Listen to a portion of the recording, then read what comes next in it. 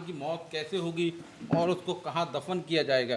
कुरान मजीद में अल्लाह ताला ने इरशाद फरमाता है कि हर नफ्स को एक दिन मौत का मज़ा चखना है। मतलब दुनिया के हर जानदार के लिए अल्लाह ताला ने मौत का वक्त और जगह तय कर रखी है। इससे किसी को भी छुटकारा नहीं मिलेगा और ना ही इससे कोई भाग सकेगा।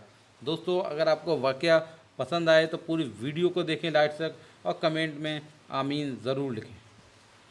इसलिए शैतान को एक ना एक दिन मौत ज़रूर आएगी, लेकिन वो दिन कौन सा होगा और कौन शैतान को मात देगा, कि शैतान को मौत के वक्त तकलीफ़ होगी, शैतान की कब्र कहाँ बनाई जाएगी और शैतान कितने दिनों तक मौत की नींद सोया रहेगा।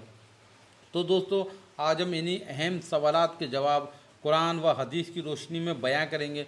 दोस्तों, जब शैतान को अल्लाह ताला ने जन्नत से निकाल दिया था तो उसने अल्लाह ताला से क़यामत तक के लिए मोहलत मांगी कि क़यामत से पहले मुझे मौत ना आए, लेकिन अल्लाह ताला ने उसे वक्त मुकर्ररा यानी कि एक ख़ास वक्त तक की मोहलत दी, जिसे कुरान मजीद की सूरह हिजर में यूँ बयान फरमाया है।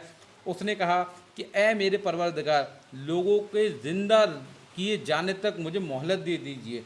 यानी शैतान ने कहा कि जब तक दुनिया में इंसान ज़िंदा है तब तक मुझे मोहलत दे दो। तो अल्लाह ताला ने इरशाद फरमाया, जा तुझे मोहलत दी जाती है एक मुकर्रर वक्त तक। दोस्तों, वक्त मालूम को मुफस्सिरों ने नफ्स उला लिखा है, यानी कि जब हज़रत इस्राईल अलैहिस्सलाम पहली बार सूर फूकेंगे तो दोस्तों क़यामत की निशानियां पूरी हो जाएंगी। तो मोमिनों की बगलों के नीचे से एक प्यारी सी खुशबूदार हवा गुजरेगी, जिससे तमाम ईमान वालों की वफ़ात हो जाएगी। और फिर इसके बाद 40 साल तक ऐसा ज़माना गुजरेगा कि जिसमें कोई भी बच्चा पैदा ना होगा। यानी हर इंसान की उम्र कम से कम 40 साल होगी, क्योंकि अब मुसलमान ख़त्म हो चुके होंगे। इसलिए ज़मीन पर सिर्फ मुशरिक व कुफ़ार ही रह जाएंगे। तफसीर दुर्र मंसूर में लिखा है कि जब मोमिनों की वफ़ात को 40 साल गुजर चुके होंगे तो हज़रत इस्राईल अलैहिस्सलाम पहली बार सूर फूकेंगे। शुरू में उनकी आवाज़ बहुत ही कम होगी, फिर कि इतनी आवाज़ कम होगी कि लोग कान लगाकर सुनेंगे। फिर ये आवाज़ बढ़ते बढ़ते इस कदर तेज़ हो जाएगी कि लोगों के कान के पर्दे फटने लगेंगे और लोग मरने लगेंगे। इंसान व जिन व फरिश्ते, यहाँ तक कि शैतान को भी उस वक्त मौत आ जाएगी। और फिर इसके 40 साल बाद हज़रत इस्राईल अलैहिस्सलाम दूसरी बार सूर फूकेंगे, तो फिर से सारे मुर्दे ज़िंदा होकर खड़े हो जाएंगे और फिर क़यामत कायम हो जाएगी।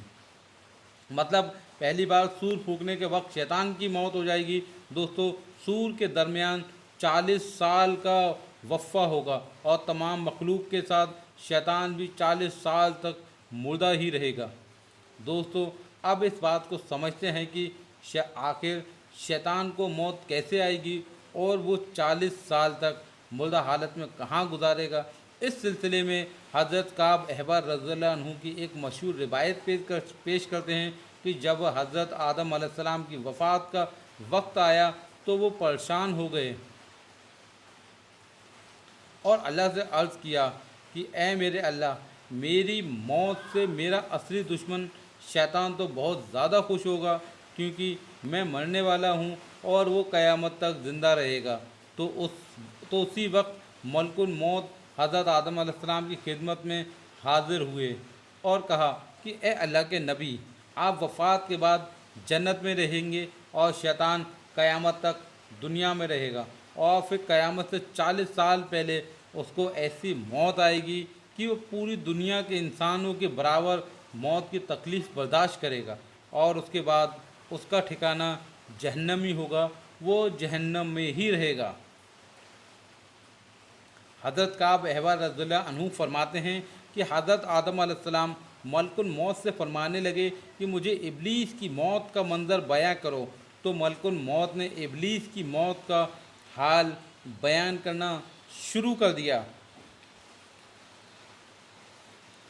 वो इतना दर्दनाक था कि हज़रत आदम अलैहिस्सलाम अपने आंसुओं पर काबू न रख सके। ये सुनकर लोग हज़रत काब अहबर रज़ियल्लाहु अन्हु से अर्ज़ करने लगे कि हमें भी इब्लीस की मौत का कुछ मंज़र बयां करो। तो हज़रत काब अहबर रज़ियल्लाहु अन्हु ने इब्लीस की मौत का मंज़र कुछ यूँ बयां किया कि अल्लाह ताला मलकुल मौत से फरमाएगा कि आज तुम मेरे गजब और गुस्से का लिबास पहनकर जाओ और इब्लीस की रूह इब्लीस शैतान की रूह कब्ज़ करो, और इब्लीस शैतान के साथ तमाम इंसानों व जिन्नातों से भी ज़्यादा सख्त सलूक करना, शैतान के साथ इंसानों और जिन्नातों से भी ज़्यादा सख्त सलूक करना। और फिर जब मलकन मौत गज़ब व गुस्से से भरकर मौत के दूसरे फरिश्तों के साथ शैतान इब्लीस की रूह कब करने आएंगे, तो जो भी आसमान व ज़मीन में से उनको देख लेगा वो फ़ौरन ही मर जाएगा। जब मलकुल मौत शैतान के पास पहुंचेंगे तो शैतान दहाड़े मार मार कर रोने लगेगा, और शैतान इब्लीस को मौत की तकलीफ़ दी जाएगी, जो कि सारी मखलूक की मौत की तकलीफ़ से भी बहुत ज़्यादा होगी। शैतान घबरा कर कभी मशरिक़ की तरफ भागेगा तो कभी मगरिब की तरफ, लेकिन वो अपने सामने हर तरफ मलकुल मौत को ही पाएगा। वो समंदर में छुपने जाएगा तो समंदर उसे अपने पास छुपने की जगह न देगा।